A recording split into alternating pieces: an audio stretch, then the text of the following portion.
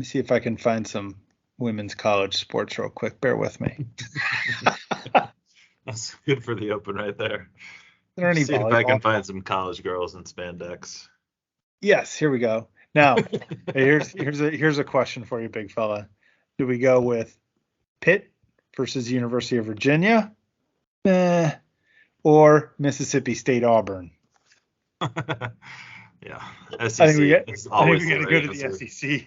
SEC is king in these parts, in the tight shorts Yep. department, Speaking of of which tight shorts. I'm about to become a member. All right. Well, guys, we just wanted to get a quick one in this week. That's what she said. Boom.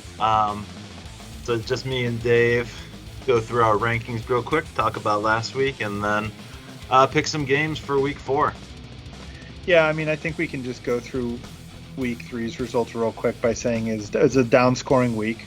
Nothing really that tight on any of the games. The only compelling game was Monday night.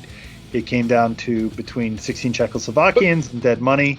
And at some point late in the fourth quarter, Tony Pollard ticked over 95 yards, putting that game out of reach for Glenn. But, it was definitely a down week in scoring. You can see that.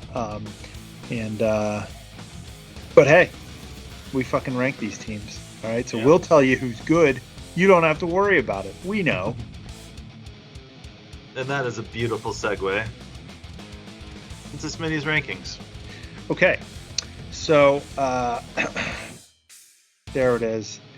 So, so I didn't make any change. I still haven't moved Bill Cosby Sleepers off the top spot, buddy. I mean, I'm not there yet with Andrew's team. I still think he has the best team, and I think it's going to continue to play out over the season. Again, kind of like last week, how we talked about his team is so good that he can have down weeks and still score a bunch. Well, here it is again. 218 points, with 5.8, 5.7, and 1.1 points. All of his running backs had less than 10 points, and he still puts 218 up. He was up against Danny, so no problem. But Andrew's team is still very strong, and I think he could, if he gets one of those kind of primo weeks, he could touch 300 points with this team. My big jump of the week was the Mike Goldberg managed Lord of the Slum, who just jumped right out of the gates. And has been just off to such a good start this week. He again had a weak matchup, but 222 points, pretty good efficiency at 87.6%. But, he gets a below par week from Patrick Mahomes, and still gets out there and puts up 222. What is that, good for third maybe in points, third or fourth, but Yeah, and he misstarted a running back too. Forgot to switch someone out. Yeah, he would have put ATN in for Darrell Williams and would have had another 10 points or so. So this is a good team. You kind of called this before me. You were on to Mikey in the preseason, and I thought he was on the upswing of a rebuild, and you were like, no, I think he's pretty good right now, and I subscribe to that now. This team is pretty good. So, Diggs holding steady at 3. I still like your team, Big Cat. You're kind of limping your way through trying to figure out your running back situation. But you got this depth that you have, that the good teams have, that just allow you to continue to win, even if you're not getting kind of top tier performances from your best players. So, you took me out this week. I had a down week, but 205 points was more than enough to get it done for you. So I do like your team. Still like them. Beaver Tamers, Dom had a bad week, and it's funny, last week I think we talked about, the diversification piece with Billy, and boy, did that coin flip this week, right? So Dominic's Chargers shares did not pay off this week. He had a bad week. Billy's Cincinnati shares paid off real well, and he had a good week. So, I still see Dominic as a top tier, championship contending team, pending, Justin Herbert. Dude, if Herbert's messed up, that chews up a lot of his team, So, he's kind of in that borderline, but I still have him in championship contender. Hulk hands, Joe Wallace puts another good week out for us. 189 points is a down scoring week. But again, like Wallace is still like he has a good team. He has a team that you don't want to have to play each week. The average score this week was 196 points, which was 10 points down from week 2 and almost 20 points down from week 1. So that kind of paints the picture a little bit, Big Cat, of how low scoring this week really was across the board. Yep. So I wouldn't put too much stock in Joe only putting 189 points up there. I still like his team. Let's see, so Joe's the borderline team. I think another win, and Joe might get into that kind of top area. Glenn comes out with a big week. I think he had top score. Knocked off Craig's team, who also had a really good week, but getting that second win is good, and he's still battling for the playoffs team. Like Glenn's team is good. A few more holes than some of the top teams, but Billy Mack gets up there with 223 points. So really good week for Bill. Gets into the win column, kind of becomes that team that we thought he was going to be when we were doing our preseason, work. So real nice. And Billy left a lot on the table. He was 81.9% efficient, so he had points on the table too. So nice job by Billy, moved him up a spot. Craig, heartbreaking loss. Bottom line, it stings extra bad to lose to Glenn, but in the way that he lost, was tough. But this is a good team. This is better than the bottom teams. But let's be honest about Craig's team. If Lamar Jackson goes out and scores 24 points, which is still a decent start for a quarterback, he's not winning many games. So look, as long as Lamar's scoring 50, this is a dangerous team, but keep in mind how it's happening. But I moved him up 2 spots because I think he has the most potential of the bottom teams here. Team Traz, yikes. Things are not working out well for these guys this year. I mean, their quarterback situation is all fucked up. Their running backs have been kind of, and Nick Chubb's carried them pretty far. But, look at that defense. Like Myles Garrett with 2 points, and now he flipped his car. Just shit ain't working out for the Trazes right now. But, so I dropped them down a little. But they're still danger zone. They're not no chance. Like, things start breaking their way, they can be okay. I think I messed up the acronym. Yes, it's RVIS, not RIVS, but what do I know? And what does this stand for? Radical Vertical Impact Simulation. Too bad Mike's not here to explain it. I'm pretty sure it's from some movie, but I can't. Oh, you know what? It's from Spies Like Us. I think it's Spies Like Us, but I'm not 100%. So, hey, put it down in the comments if you know what movie that's from. This is a good time to mention if you like what you see here, don't forget to drop a like on it and hit that subscribe button. And ring the bell to get notification when we drop a new video. Boom. Oh, yeah. Well done. So I leave Mike ahead of my team. My team and Craig's team are similar, right? Like Tua scored 56 points. It's like, oh, Derry Sanders isn't bad. Tua scores, how many did he have last week? 13 or something like that. Mm-hmm. And I don't have a fucking chance. So, it's the way it goes. I'm a rebuilding team, and I'm going to have good weeks, bad weeks. I'm still feisty, but I don't really have a shot to get up top. Like, I just don't have the horses to do it. Danny, Joe, I had to kill you. I had to take it. I just got to drag them out back and shoot them. Again, like they're going to have their weeks, right? And like, I don't want to say that it's, completely dead, but, I mean, again, second week in a row where their entire team, starters and bench, this week they barely scored above league average for started points. It was 198 points league average. Their starters and bench scored 198.9. Again, this is a huge depth problem for them. Their efficiency this week was bad. It was 81%. But like when you get yourself in a situation where you have to be 100% perfect every week, and you have to start 14 guys, you're not going to win many games. So RIPIP DJ Boogashuga, start trading your pieces for draft picks next year. See if you can get that CJ Stroud or Bryce Young lottery.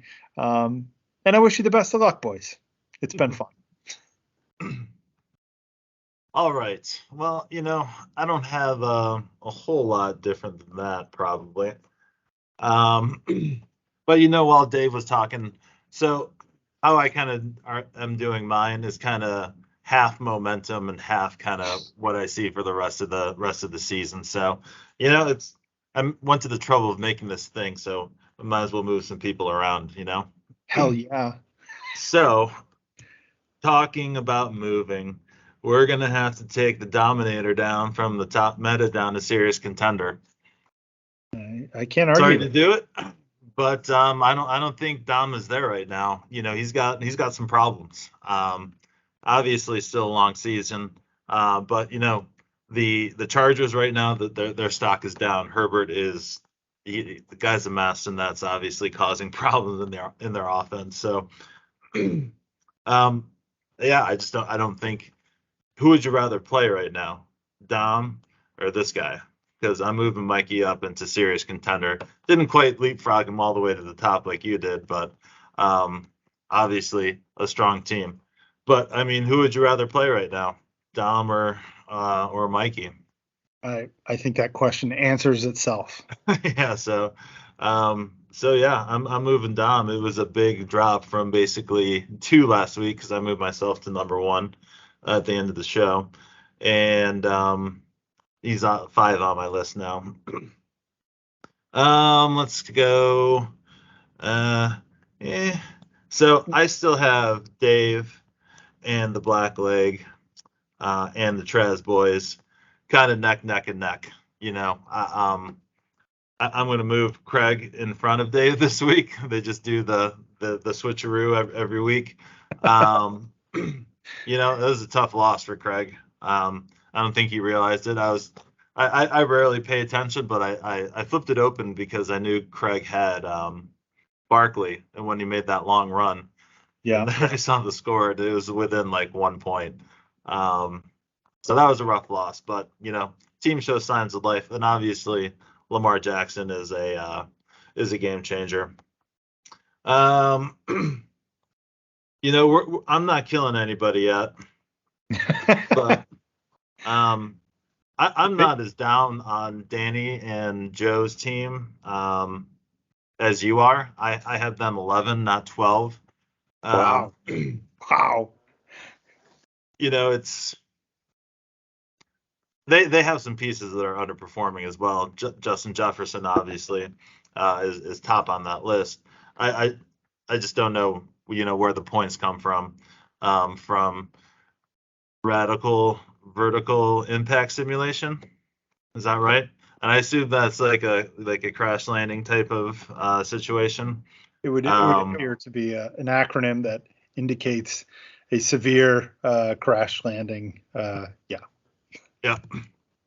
So, after being disrespected last week, Andrew just puts up another solid performance with, holes in his lineup, like you mentioned. So he's obviously up in the top meta. Billy Mack is going to be no, not the only guy in the hunt. So I'm going to have Billy and this guy dancing with Craig's mom. Oh boy. So, oh boy. Obviously, you had it completely nailed last week with the Bengals up week, and Billy Mack's team shows up. So, it's probably going to be Bengal dependent. But it was a good week for last week. So I'll have these guys basically 6 and 7. So that just leaves the leapfrogger, Wallace. I'm moving him all the way up to number 2. I don't know why. I'm just feeling his team. It's it didn't even perform last week like it did the week before, and still put up decent points in a lower scoring week. the reason why I moved him up, I think all of his starters are they're very high floors. They're always going to put up points. And when you have that, and then you have some guys that can blow up, that's a tough team. You don't want to face a team like that. So, and I think he's proven it over the last 2 weeks. So I bumped him up to 2, and I'm leaving myself at number 1 because that's what I do. I don't know why. Once I get my rotation down, I probably have like 3 or 4 solid starters on offense that probably won't, crack my starting lineup, which is both good and bad. Usually bad for me because I love to start the wrong guys, as I did last week with one of my linebackers. But yeah, I think kind of the same thing I said about Wallace. I kind of think about my team. The healthy players, a lot of them, are going to score at least 10 points, and then got some guys that really haven't even blown up yet, like Fournette, hasn't really done much. So yeah, there you go. Just like to keep it, changed up every week. Yeah. No, I hear you, and I think I can subscribe to most of what you're selling here. So yeah, I mean, I love seeing Wallace up there at the top, just happy as a pig in shit. Look at him. Look how happy he is. It's a Pinehurst picture, by the way. But yeah, man, I love it. I love it. I think we got some interesting matchups this week. I think there's a clear game of the week. Also a big cat fuck you revenge game coming. And I just Billy Mack, you son of a bitch, I'm coming for you. Let's do the other games and then come back to that one because I want to talk about that. So, all right, let's make this quick. Yeah, so this is obvious. It's a Hulk hands pick here, right? Yeah, that's a Hulk hands. Okay. This is an interesting one, right? Yeah, Craig it really versus is. Mike. Where do you land on this? For me, it's relatively clear that it's Mike. Yeah. So I would love to pick Craig on this side, but I think his team kind of outperformed last week, so I don't know if he's going to get another outperformance. And Mikey's got Jamal Williams, which is a hot start. He's got Debo that hasn't done Debo-like things. Waddle kind of concerns me, but I'm going to take Mike. Yeah, I mean, my whole thing with Craig is just the Lamar Jackson piece, right? If Lamar Jackson scores 22 points, can he still win? Like, maybe, but it's a lot harder. So that's where I'm at with that one. This next one, I think, pretty much speaks for itself. Yeah, I'll take Andrew. Yeah, that's pretty easy. Me versus Dom, more intriguing than I think it should be. Although, for me, I think the Chargers versus the Texans, as long as, right, this is a little bit of a caveat here, but as long as Herbert goes here, then I'm with Dominic. If Herbert doesn't go, then that's going to take the shine off of Keenan Allen and Mike Williams, and he's going to have to start Joe Flacco, who's not starting, or Baker Mayfield. So the Herbert thing is huge in this game. If he goes, then it's Dominic. If Herbert doesn't go, then I think that gives me a chance. Who knows? I would still, right now, gun to my head, this is Beaver Tamers for me. I'm going to take you. Holy shit. I think Dom puts up another week like he did last week, and I think you do the same. Yeah, I don't see how many of these guys are going to score less than the points that they have you simulated for. So I think you get into the 200s and win relatively easy. Whew, I'd love that. I mean, the one thing I will say is that McCaffrey is due for something more. And if Matt Rule values his job at all, he has got to burn that guy into the ground. You stink. Your team stinks. You're fighting for your job every single week. Right, exactly. Honestly, he's got to sort of be reaching a point almost where it's look, Baker, if you can't get the ball to Christian McCaffrey, I'm going to put in somebody who can. That's what's going to happen. If you can't get the ball to Christian McCaffrey and DJ Moore, I will find someone who can do that. and he's almost there. Like, he almost has to have that conversation. Yep. So, because neither one of those guys are as involved in the passing game as they need to be for this team to be effective. Anyway, long way of saying, I'm going to lose, but it could be interesting. Yeah, this is dead money on the bottom game. Yeah, not much to say on this one. No, although it makes me laugh that Glenn has to start Carson fucking Wentz. Fuck him. Fuck Carson Wentz. All right, live lineup, Cat. All right.